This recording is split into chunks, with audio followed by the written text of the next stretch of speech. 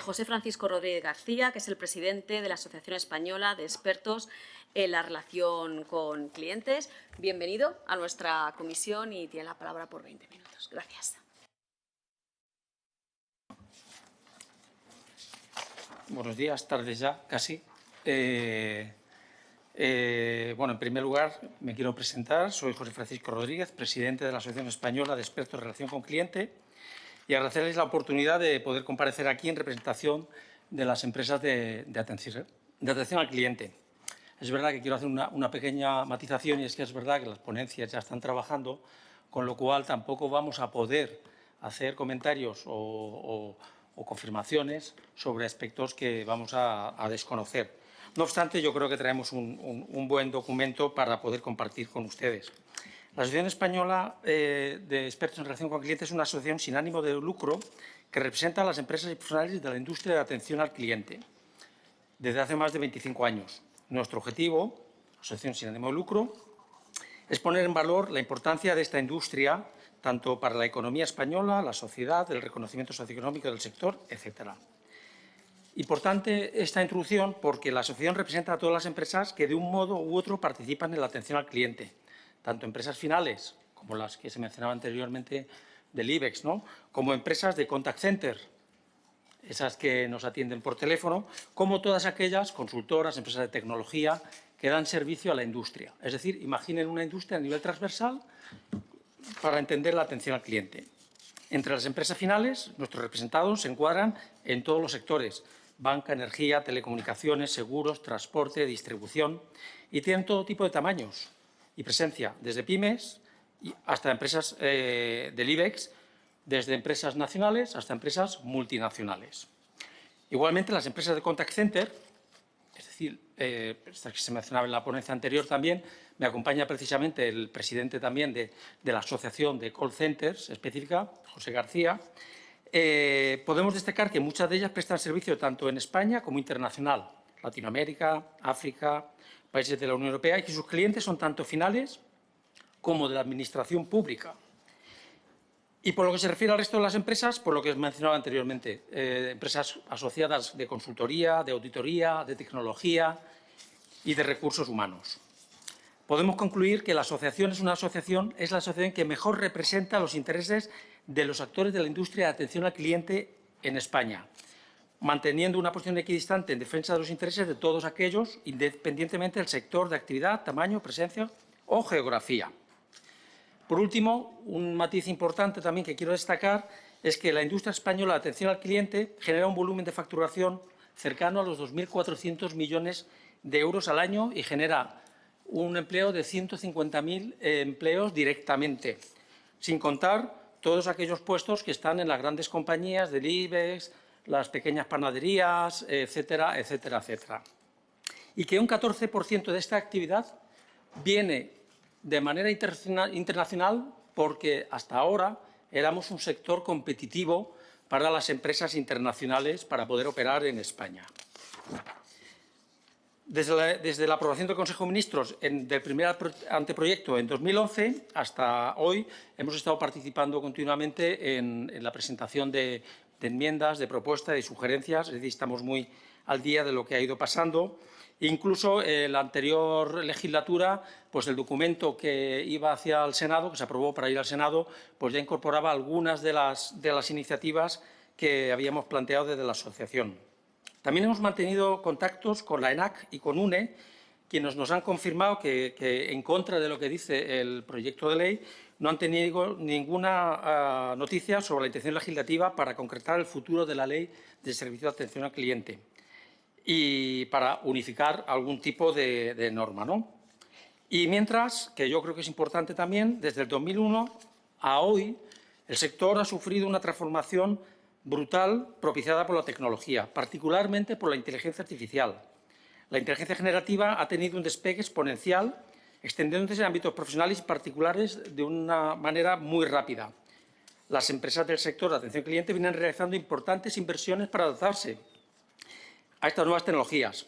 Sin embargo, no están contempladas en este proyecto de ley, cuyo redactado inicial es del 2000, 21, es decir, hace más de 4 años. Imaginen lo que han cambiado, con lo cual les acrecentan las incertidumbres. Y antes de entrar ya en materia, quería comentar un tema más, y es que desde nuestra asociación, en representación de toda la industria, compartimos una parte del propósito de la norma, que es siempre mejorar las condiciones de los clientes y consumidores. Pero en nuestra opinión, los diferentes textos y las enmiendas en curso creemos que no solo no conseguirán producir un resultado bueno, sino desde nuestro punto de vista heterogéneo, inconcreto y que supondrá una mayor inseguridad jurídica para las empresas. Y para ponerlo en valor, solo les quiero comentar, por empezar, el preámbulo. El preámbulo nos criminaliza, es decir, el preámbulo de una ley, de este proyecto de ley, dice: la normativa no ha logrado el resultado perseguido debido al alto número de reclamaciones que atienden las autoridades. Atendemos cientos de miles de millones de llamadas. Si pudieran tener acceso a esas reclamaciones, Banco España, organizaciones de consumidores, verían que son ínfimas. Pero hay una parte peor todavía en el preámbulo de esta ley, que estará luego publicada para todos, incluso internacionalmente, que dice: las empresas no tienen unos servicios de atención eficaces, disponen de un personal sin formación específica, generan insatisfacción en la clientela y desprestigian la imagen de las empresas y el mercado. Creemos que es un prejuicio para todo el colectivo de empresas españolas que se debería de modificar. Y nosotros tenemos algunas ideas para poder delimitar el alcance de este preámbulo, ¿no? Y ya entrando en materia, vamos a hablar de 10 puntos. Vamos a intentar aportarles información de nuestra perspectiva, pero antes de esto queremos hacer hincapié desde nuestro punto de vista, que se deberían de extender las obligaciones de esta norma a las administraciones públicas.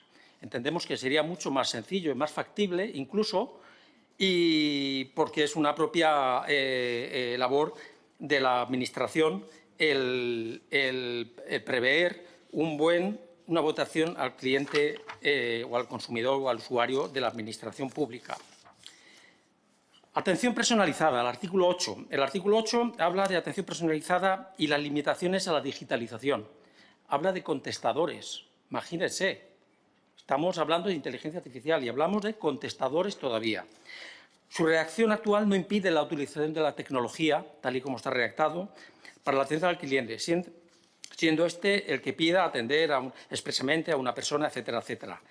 No obstante, la redacción del punto 3 exige que, en el caso de solicitar una instancia superior, este debe ser atendido en la misma llamada. Algo que es bastante complicado y casi inviable. Tienen ustedes que pensar que el ratio de supervisores o coordinadores en un turno es de 1 cada 10, 15 o 20 operadores.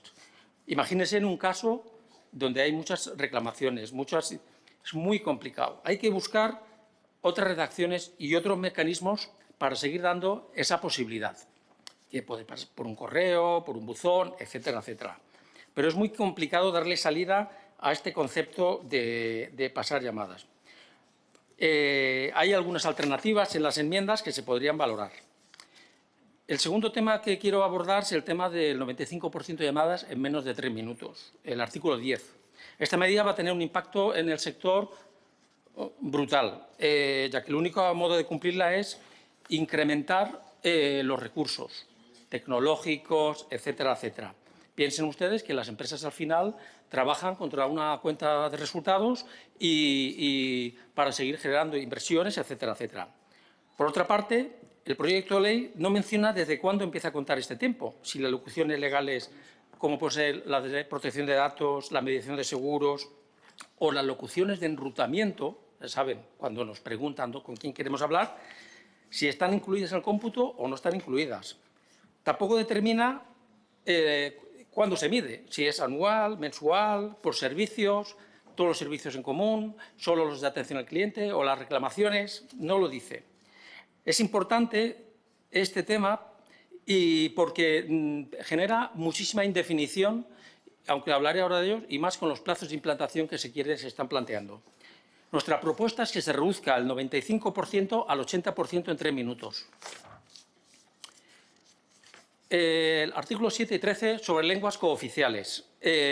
Bueno, es verdad que en la prensa ha salido muy recientemente.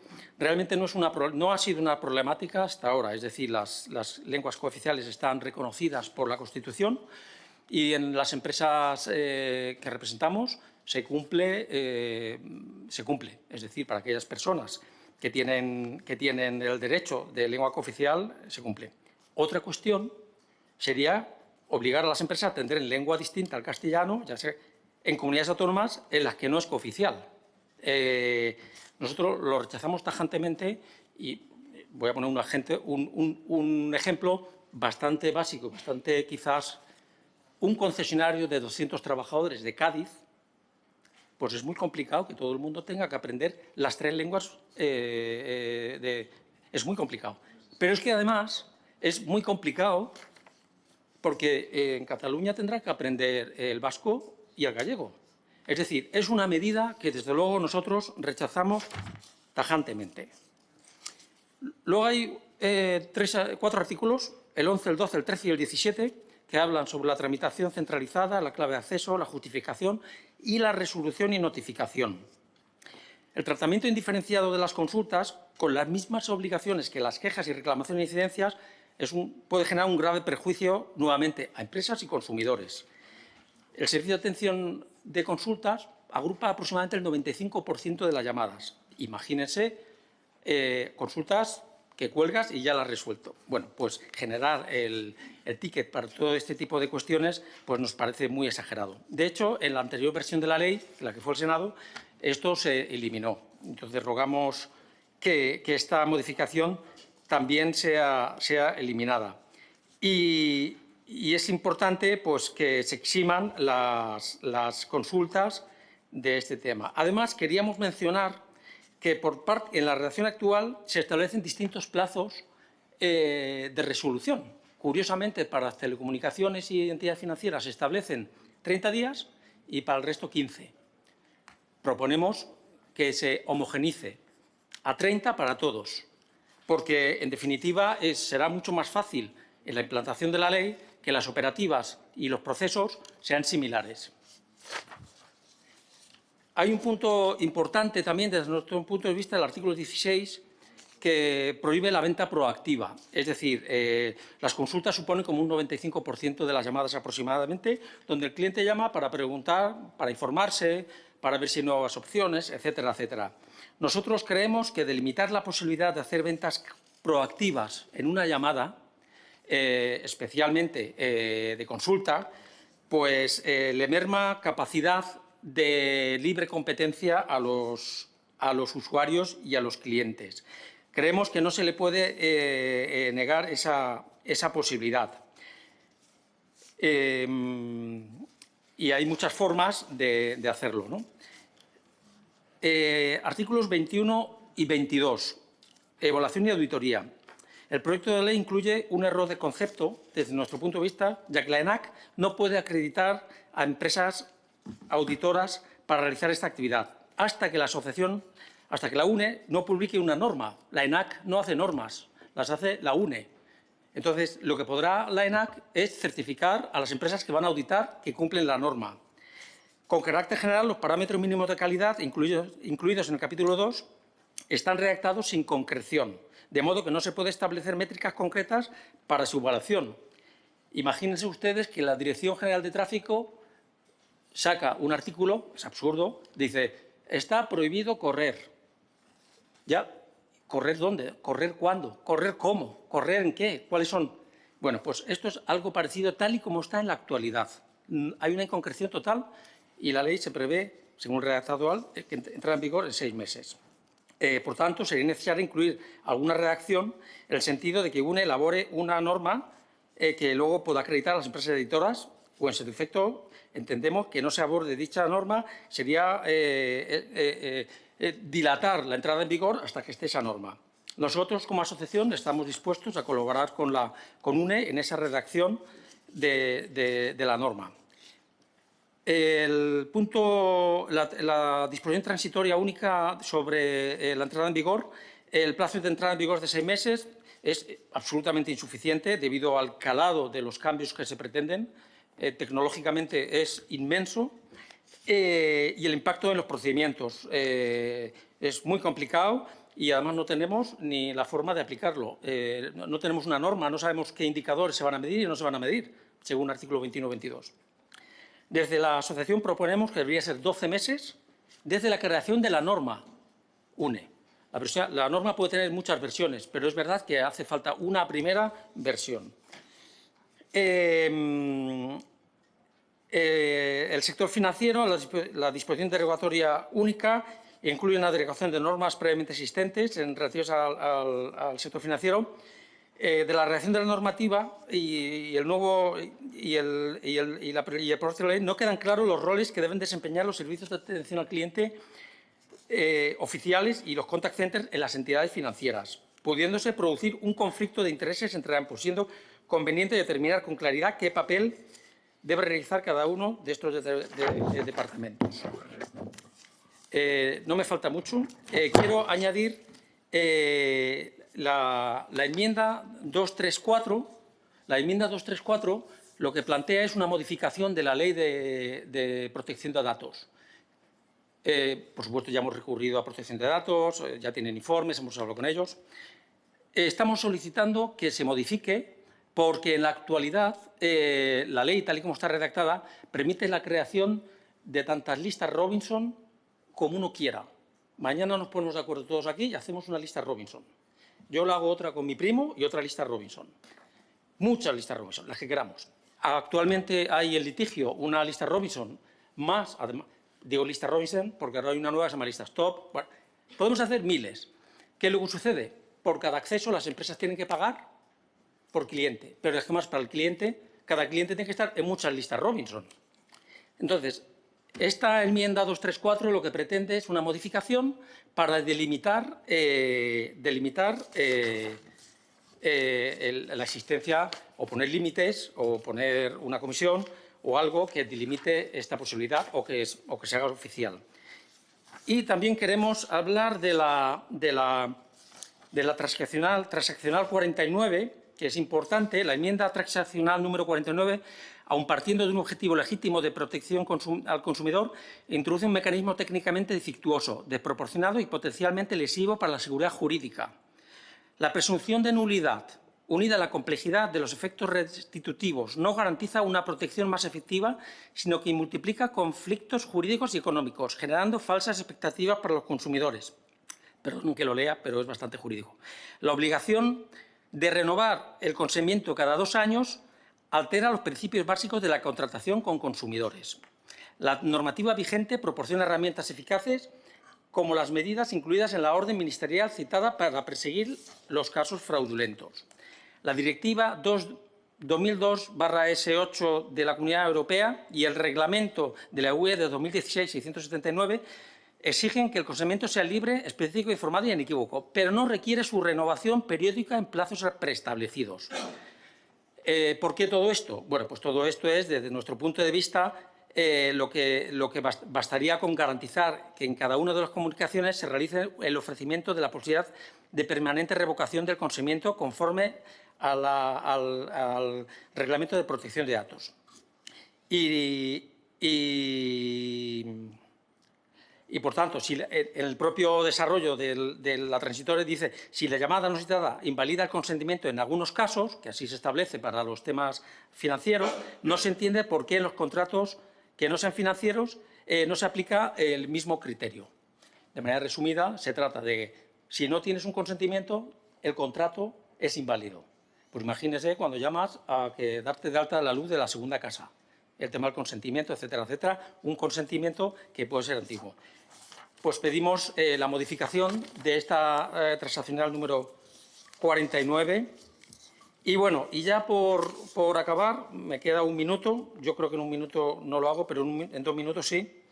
Quería hablar de la hiperregulación y inseguridad jurídica, ¿no? Desde la asociación manifestamos nuestra preocupación por del sector, por la hiperregulación existente, que además de la Ley de Servicio de Atención al Cliente, proyecto, hay diferentes órdenes y leyes de diferente rango que nos afectan a los funcionamientos, todas ellas dispersas. Cada ministerio hace la suya, pero no hay una general. Probablemente deberíamos de haber pensado en modificar la ley de consumo para agrupar todas. La Orden Ministerial de Prevención del Fraude, suplantación, el Reglamento General de Contratación del Sector Eléctrico, la norma de la Agencia de Protección de Datos del 23 de julio del 23, la Ley General de Telecomunicaciones. Es decir, y en todas ellas se regula y se regula. Pero queremos llamar la atención de que tenemos un problema muy importante en nuestro sector y es el absentismo.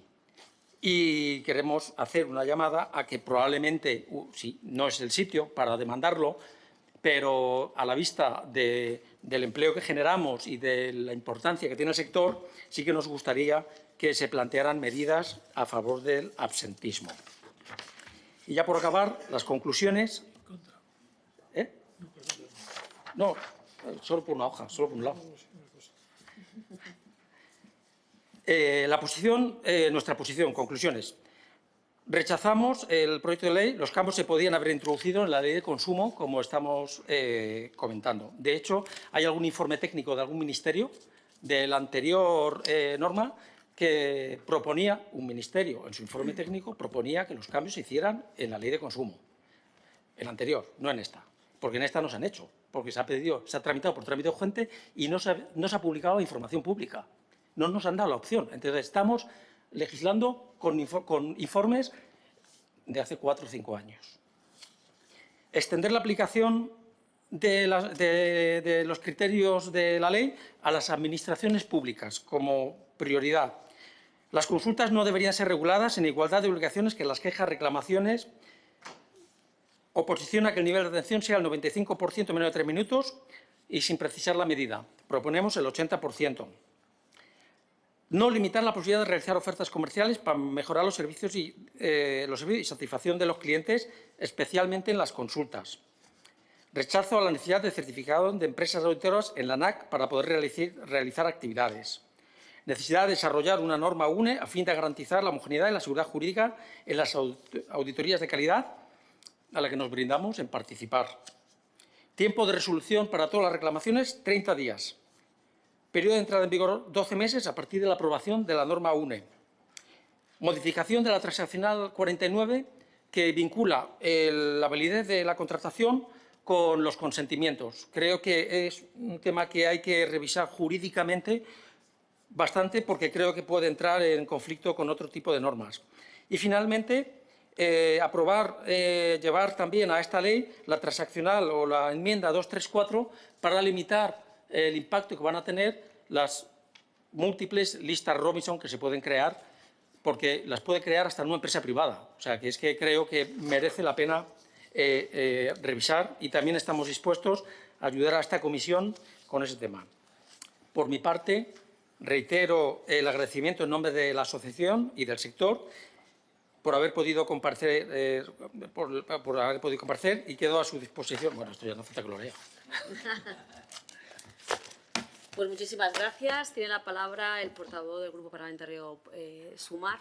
Muchas gracias. Bienvenido, señor Rodríguez, y también a las personas que le acompañan de la asociación. Yo creo que ha sido muy interesante su exposición, entre otras cosas, porque también nos hace ver el panorama más abierto, ¿no? Porque antes hemos escuchado a las asociaciones de consumidores y ahora, lógicamente, escuchamos otra parte, que siempre, lógicamente, para hacer una ley es interesantísimo. Yo quería recordarle, dentro de sus palabras, nos ha dicho que la ley anterior, o sea, hablamos de ley SAC 1 y el SAC 2, lo ha introducido antes otro compareciente y ya me ha parecido bien. Ya habían ustedes trabajado todo el tema. Y le quiero recordar que en estos momentos 36 transaccionales hacían referencia a lo que se aprobó en la anterior legislatura, lo cual quiere decir que el núcleo fundamental de lo que se aprueba en esta legislatura es lo que ya se había aprobado. Y a nosotros nos hubiera gustado pues que hubiera pasado muy rápido y que se hubiera aprobado casi sin modificaciones, porque entendíamos que ya estaba bien. Desgraciadamente, aquí estamos para debatir y no todo el mundo piensa lo mismo que pueda pensar en este humilde diputado o puedan pensar los que en estos momentos representamos al Gobierno. Por tanto, 36 transaccionales, más las que se han ido adoptando. Eso quiere decir que en estos momentos tenemos 45 transaccionales y posiblemente terminaremos con más. Eso quiere decir, decía, que una ley que, aunque algunos dicen que es muy muy grande es bastante pequeñita, ha habido bastante acuerdo, porque estamos hablando de 234 enmiendas, de esas 234 quedarán bastante reducido el número final, que se votarán de forma separada. Y le decía eso porque ha habido cosas que me parecen muy interesantes que usted ha dicho y que yo creo que tarde o temprano se incorporarán, no a lo mejor en esta norma, sino en otra norma que ya se está discutiendo, que es sobre todo la influencia que en estos momentos tiene la inteligencia artificial, que evidentemente lo que pasa hoy, mañana ya está obsoleto. Y te quería aprovechar, ya que tengo estos pocos minutos, ya solo me quedan 2 minutos, que ha salido aquí reiteradamente y yo pensaba que eso los conocíamos y además el anterior ponente nos lo ha dicho, que es que las administraciones públicas, que todos compartimos el desastre o las dificultades que en estos momentos hay y sobre todo después de la pandemia, no únicamente en las administraciones públicas, pero sí en las administraciones públicas de la atención al cliente, se regula por otras normas jurídicas, tiene otros espacios jurídicos. De hecho, las relaciones comerciales con las administraciones públicas aquí se contemplan. Acordémonos de Correos, acordémonos de Renfe, en servicio comercial, que ya se contempla. Por tanto, cada cosa tiene su espacio. Y recogiendo las palabras, además, del portavoz del PP, que en algunos casos decía que eso era importante y necesario. O sea, lo reconocemos a la banca, lo reconocemos a las energéticas, pues también lo hemos de reconocer a las administraciones públicas, considerando que han de mejorar y mucho, y mucho. Después, en referencia a las lugas oficiales y cooficiales, como ustedes quieran llamar, también hay un desconocimiento desde mi punto de vista, o entendemos de forma diferente lo que dice el artículo 7.2, y se lo voy a leer para que la gente quede claro, porque desde mi punto de vista viene de una interpretación periodística interesada de un grupo, porque no tiene nada que ver con lo que es la realidad y que ya estaba aprobado. O sea, no hemos cambiado nada casi. Se asegurará que la presentación de consultas, quejas, reclamaciones o incidencias de las empresas que prestan servicios en comunidades autónomas con lengua oficial diferente al castellano se realice en castellano o en cualquiera de las lenguas cooficiales cuando el servicio cuando el servicio de atención a la clientela sea dirigido a la clientela sita en las comunidades autónomas que dispongan de lenguas oficiales diferentes. Con lo cual, ¿qué buscamos con eso? Que, lógicamente, una persona que habla euskera, pues que si se dirige en primera instancia en euskera o se dirige en castellano, le entiendan en castellano o en euskera. Y que, lógicamente, eso es las empresas instaladas allá, no el señor de Murcia que alguno ha intentado introducir. Estamos hablando de los territorios donde hay lengua cooficial. Y también quería acabar, porque ya me parece que se me acaba el tiempo, quería decirle una cosa. Si ustedes consideran, yo no recuerdo esa enmienda de ningún grupo, que en el preámbulo a lo mejor hay algún prejuicio que pueda ser modificado, pues naturalmente nosotros en aras del consenso querríamos llegar a un acuerdo. Lo hemos dicho en todas las comparecencias, no sé si usted estaba, quiero decir, no todas las empresas actúan igual y por tanto no es bueno generalizar, pero sí que es verdad, y eso a diferencia de los otros ponentes, que hay un sentir ciudadano de que las empresas que posiblemente son la minoría, pero son las que nos hacen daño a todos, actúan de mala fe. Y eso hay que solucionarlo. Y a ustedes yo creo que son aliados nuestros. Los nuestros, en este caso, yo lo hablo como consumidor y usted también lo es. Por tanto, todos queremos que las relaciones de consumo sean con normas y que sean para todos iguales y que sean justas. Simplemente eso. Muchas gracias. Muchas gracias. Tiene la palabra el Grupo Parlamentario Vox. Señor Fernández Ríos. Gracias, presidenta. Bueno, señor Rodríguez, la verdad es que no le conocí en persona, pero bueno, estos últimos meses he estado siguiendo algunos de sus comentarios y de su asociación. Y es bueno ver que todavía queda gente con sentido común en este país. A veces lo dudo, pero bueno, la verdad es que da gusto, da gusto. Comparto muchas de las cosas que ha dicho. Efectivamente, hacerle preguntas sobre lo obvio, pues claro, nuestra posición en parte es un poco, como usted decía, no hacía falta en parte esta ley, no hacía falta así esta ley, como se ha hecho. Y por varios motivos. Primero, porque la hiperregulación, como está comentado, lo que crea es inseguridad jurídica. Pero es que en este país nos hemos vuelto locos. Venga, leyes y más leyes y reglamentos y normas, y luego son contradictorias entre sí. Usted ha citado algunas, yo le podría decir alguna más también, autonómicas, cosas que son sobre el mismo aspecto dispares. Cuando lo que realmente funciona en un país son pocas leyes que las entienda todo el mundo y que se cumplan. Esta ley, ya por este motivo, en gran parte, como le dije antes a la a las empresas de la OCU nace muerta. Nace muerta por eso. Nace muerta también porque, como usted ha dicho, esta ley, que se podía haber sido perfectamente haber adecuado la ley del 2006, la ley de consumidores, y simplificar todo ello, pero efectivamente, como se han hecho las cosas, se han hecho también que, mire, la semana que viene la tercera ponencia sobre esta ley y están ustedes ahora compareciendo. O sea, no tiene sentido. O sea, mientras estamos haciendo las ponencias de esta ley, viene gente a comparecer para que nos expliquen los posibles defectos de la ley. A mí que me lo expliquen, no lo voy a entender nunca. Es que es un sinsentido. Igual que es un sinsentido, efectivamente, que este sector en particular, va tan rápido que con este proceso, el proceso, insisto, de estas contradicciones, de estar usted compareciendo cuando ya nos han citado a la semana que viene para la tercera ponencia, claro, no son adecuados los informes. Por lo tanto, la ley en este aspecto también nace muerta. Usted ha dicho algo muy curioso, que mire, no se lo he dicho ya antes a la señora, también a la señorita de la OCU, el tema de las listas Robinson. El tema de las listas Robinson es que, insisto, como nos gusta tanto, hay grupos que les gusta tanto legislar para parecer que hacen algo. Pero si es que va a pasar algo parecido, ¿sabe usted, no es su sector, que en este país para las personas que quieren dejar de jugar hay 17 listados de interdictos de las personas que no quieren jugar y que se gestionan a nivel comunitario y que no se leen entre ellos? Pues vamos a llegar a eso, claro. Yo me meto en un listado de, entre comillas, interdicto de la lista X y como no se va a poner en conexión con la lista Y, o sea, un verdadero disparate.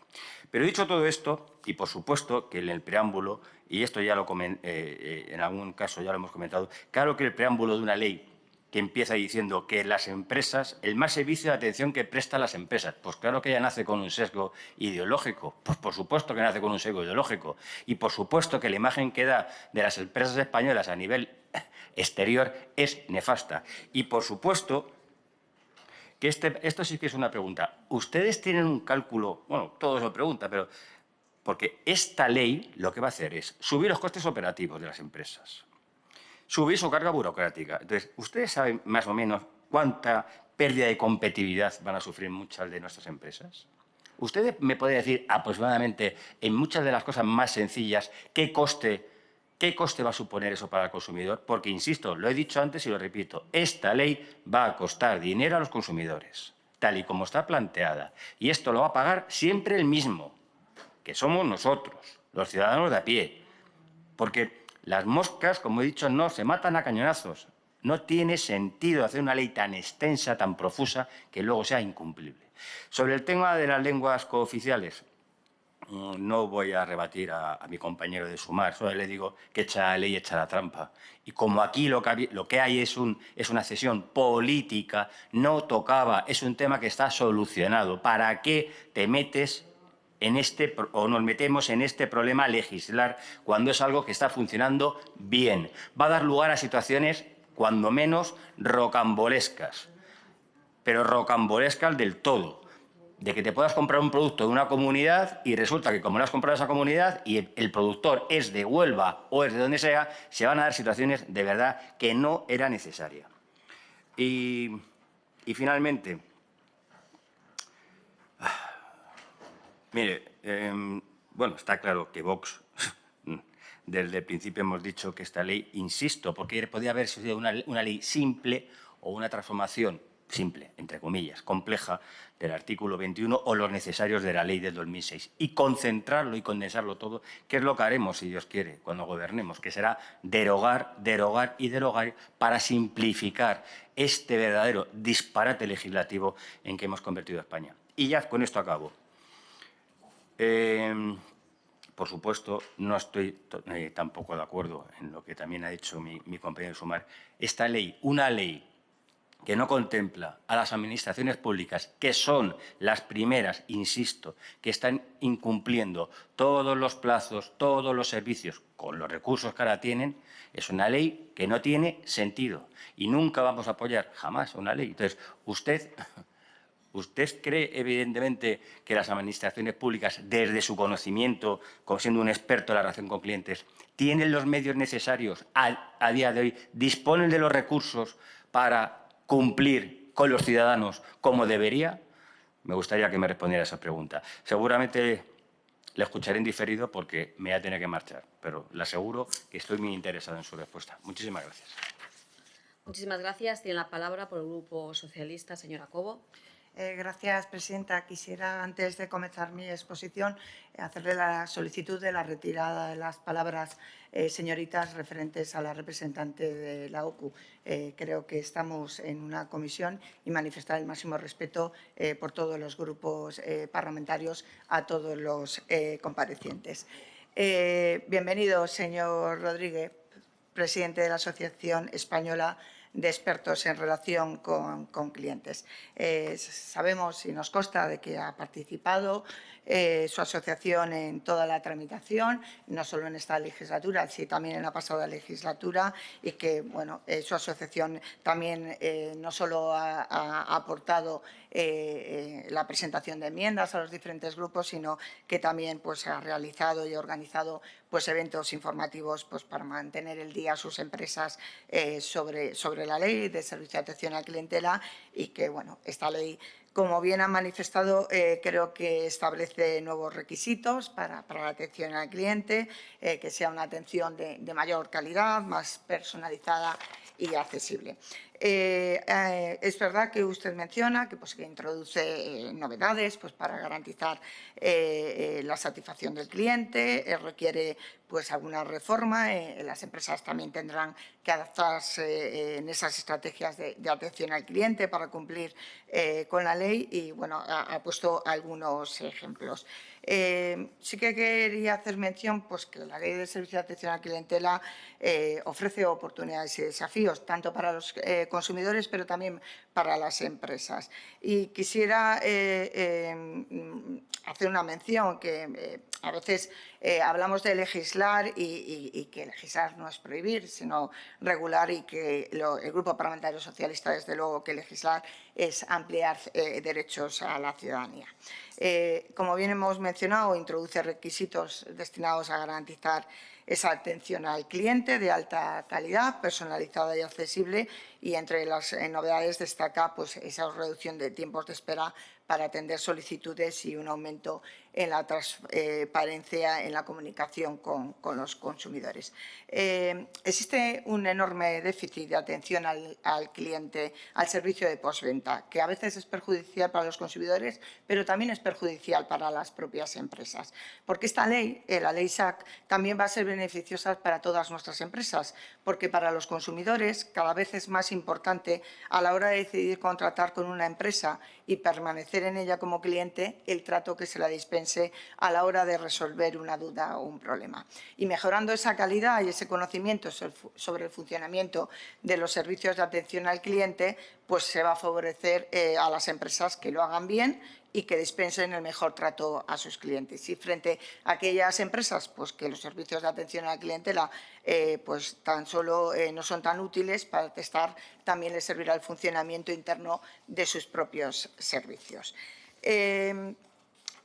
Esta ley lo que pretende y lo que quiere es dar respuesta a todas esas necesidades de los consumidores y también mejorar, como bien he dicho, la eficiencia de negocios y de aportar información para que sus decisiones sean conscientes e informadas. Responde a esa demanda de los consumidores durante muchísimos años que han reclamado una mejor regulación y un mejor trato a los servicios de atención al cliente de las grandes empresas, pero también responde a esa demanda de las empresas porque mejorando la atención mejoran su eficiencia y su fidelidad de los clientes. Y también responde a esa necesidad de dotar herramientas al consumidor para que con sus decisiones premien a aquellas empresas pues que les dispongan el mejor trato y sean más respetuosas con sus derechos. Para finalizar, creo que ha sido mencionada un proyecto de ley que ha sido presentado 234 enmiendas, con más de 44 enmiendas transaccionales ya negociadas y presentadas, a las cuales creemos y queremos llegar a otro mayor consenso y poder seguir llegando a acuerdos y consensos, en la cual creo que se han recogido la mayoría de las solicitudes, no solo de las asociaciones y organizaciones de consumidores, sino también de las propias empresas. Por lo tanto, sigo y hacemos ese llamamiento a que, como en la pasada legislatura, exista el mayor consenso para la mejor ley que proteja a los consumidores y también a las empresas. Y, por último, y para finalizar, el propósito de esta ley es contribuir a crear consumidores con un derecho a la calidad en lo económico, colocar a los consumidores en la centralidad y, desde luego, fomentar consumidores soberanos que depositen sus decisiones en las empresas comprometidas con los derechos, con la ética y con la calidad de sus productos y servicios. Muchas gracias. Muchísimas gracias. Por el Grupo Parlamentario Popular tiene la palabra el señor Martín García. Gracias, presidenta. Buenos días, señorías. Gracias, señor Rodríguez, por acompañarnos y haber accedido a la invitación de este grupo parlamentario. Bueno, para empezar, decirles que coincidimos doblemente en algunos de sus comentarios, en la necesidad de que esta ley debe aprobarse ya, pero lo cierto es que el Gobierno no ha tomado este proyecto como una prioridad y que lo que ahora estamos debatiendo se tenía que haber ya aprobado en abril del año 2023, una ley que decayó en su momento. Y otra cuestión que también ha comentado, que nos parece muy importante y en la que estamos también de acuerdo, como puede ser, que es que su comparecencia debería haber sido antes de la propia ponencia, como ya sí se lo propusimos a la presidenta de esta comisión. Nos parece, no queremos empezar la casa por el tejado cuando hay que empezar por el cimiento y así lo entendemos. Sobre su exposición, decirle que la atención al cliente es un pilar esencial en la relación entre empresas y consumidores y su correcta regulación debe garantizar tanto los derechos de los ciudadanos como la viabilidad y la competitividad de un sector que genera miles de empleos en nuestro país, tal y como he apuntado, me parece que eran más de 150.000 empleos en este sector. Valoramos especialmente la experiencia y el conocimiento técnico de su asociación, que representa un sector clave en la innovación, la digitalización y la calidad del servicio. Señor Rodríguez, su asociación ha sido una de las voces más activas en el análisis del proyecto de ley de servicio de atención a la clientela, una norma que, pese a su buena intención, ha suscitado importantes dudas sobre su eficacia real y su aplicación práctica.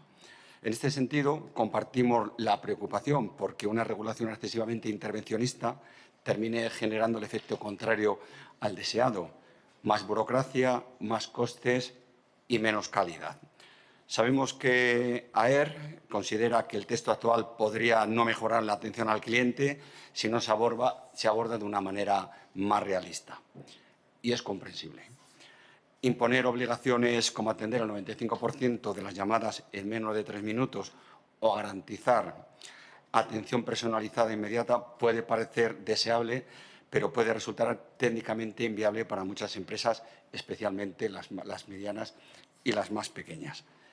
Esta situación podría derivar en una inseguridad jurídica considerable y en un aumento de costes que, en última instancia, repercutiría, como no puede ser de otra manera, en el propio consumidor, sino en todos nosotros. Y por eso, con respecto a esto, yo quería preguntarle si considera que su asociación, que estas obligaciones son compatibles con el modelo de calidad sostenible y con la diversidad del tejido empresarial español, y también si cree que el texto, tal y como está redactado, podría tener un efecto disuasorio sobre la inversión y la innovación del sector. Nos preocupa también la visión que el proyecto de ley tiene sobre las empresas al introducir un enfoque casi punitivo y en lugar de colaborativo, y también han advertido que algunas de las disposiciones podrían llegar a criminalizar la actividad de atención al cliente en lugar de promover una mejora continua. Es importante, por tanto, que esta ley se base en la confianza y en la corresponsabilidad, no en la sospecha permanente. Es la aplicación de esta norma a las administraciones públicas. Otra cuestión que le quiero plantear sobre ello. Resulta paradójico que una ley que pretende proteger a los consumidores excluya a quienes en muchas ocasiones son los primeros en sufrir esperas interminables o respuestas ineficientes al interactuar con la propia Administración. Lo vemos día a día. ¿Nos deberían las administraciones de dar ejemplo y estar sujetas a las mismas obligaciones de calidad que imponen en el sector privado? En cuanto al uso de las lenguas cooficiales, que también se ha comentado aquí, su asociación ha señalado las dificultades lógicas, logísticas y técnicas que podrían extender esa obligación fuera de sus respectivos territorios. Compartimos la necesidad de garantizar los derechos lingüísticos, pero también la de evitar de una buena intención se convierta en una traba operativa que reste agilidad y eficacia al servicio. Respecto a la innovación tecnológica, este proyecto de ley parece no estar al día en los avances de inteligencia artificial y la automatización. Su asociación ha insistido en la importancia de acompañar la norma con una regulación técnica actualizada, como una norma UNE, que dota de seguridad y homogeneidad a todo el sector.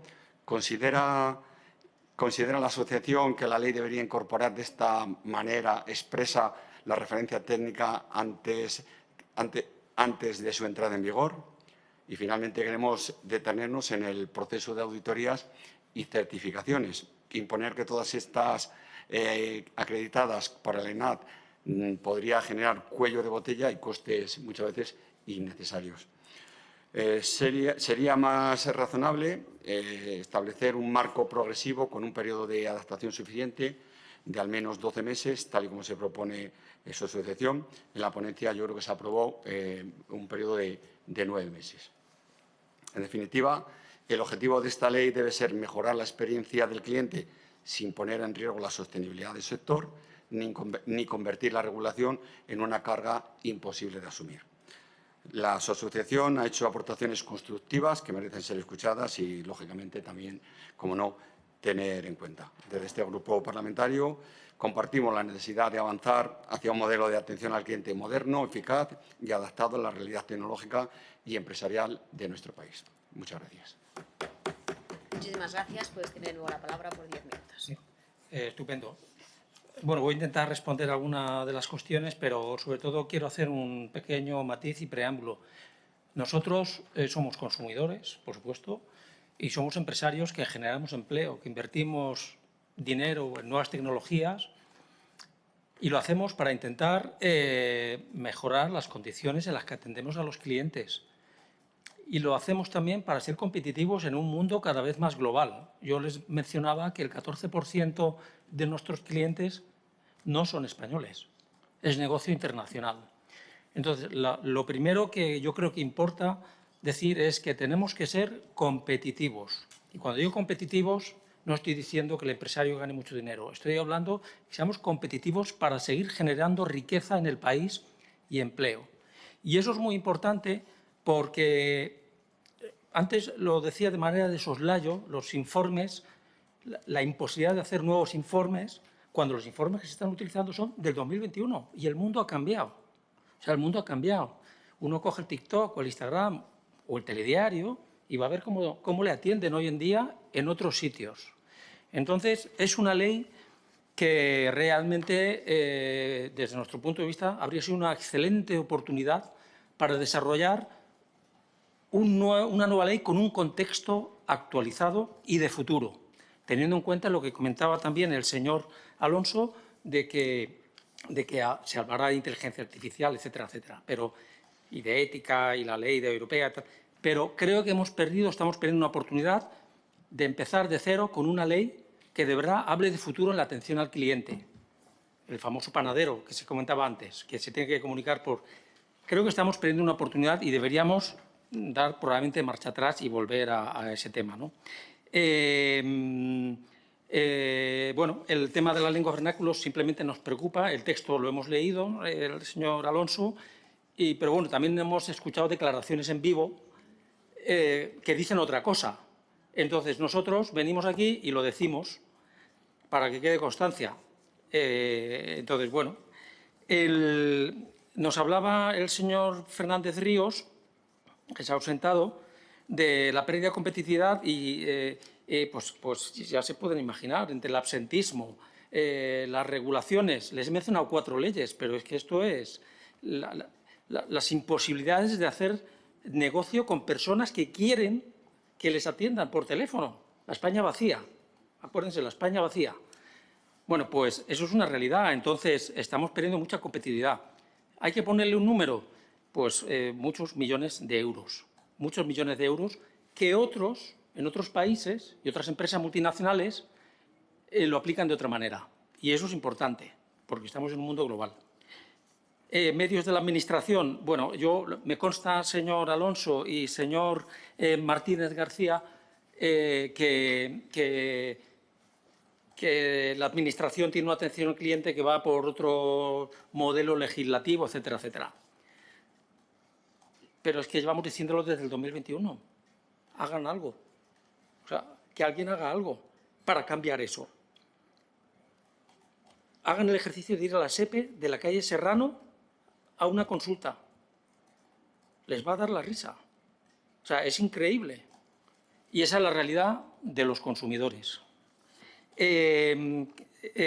Comentaba su señoría Cobo sobre la postventa y estoy muy de acuerdo con usted. Es decir, yo creo que el garante de las empresas españolas tiene que ser la calidad y prestar un buen servicio.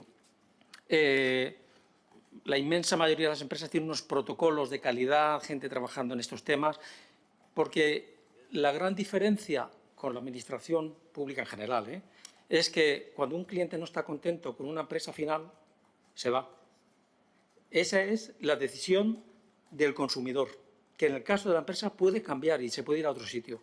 Y eso es muy importante. Entonces, bueno, hilo con lo que comentaba antes de intentar hacer un desarrollo donde las empresas pues, puedan tener más participación.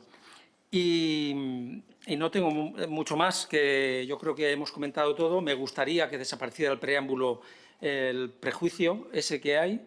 Es como la conquista moral de haber pasado por la Comisión. Nos parece un despropósito que en un Real Decreto, que igual lo ven en la Unión Europea o en algún sitio, aparezca ese aspecto tan peyorativo. Y nos gustaría que matizaran muchísimo el tema del 95%, porque es bastante inmenso el coste que va a suponer a las empresas, además del resto del tema que hemos propuesto, como es el tema de la lista Robinson. Lo que les decía antes, el dato, por cada acceso a una lista Robinson, yo la lista, hay que pagar, la empresa paga. Si hay 18, paga 18 veces. Y el acceso creo que son 6.000 o 3.000 euros. O sea, es una barbaridad. Esto hay que arreglarlo por el bien de todos, y especialmente del consumidor. Y nada más, no quiero robarles tampoco más tiempo. Les vamos a dejar una carpeta con todo lo que hemos dicho, y la carpeta la tiene mi compañero Pedro. Muy bien. Pues muchísimas gracias. Gracias a ustedes. Y sin más temas que tratar, se levanta la sesión a las 14:50. Gracias.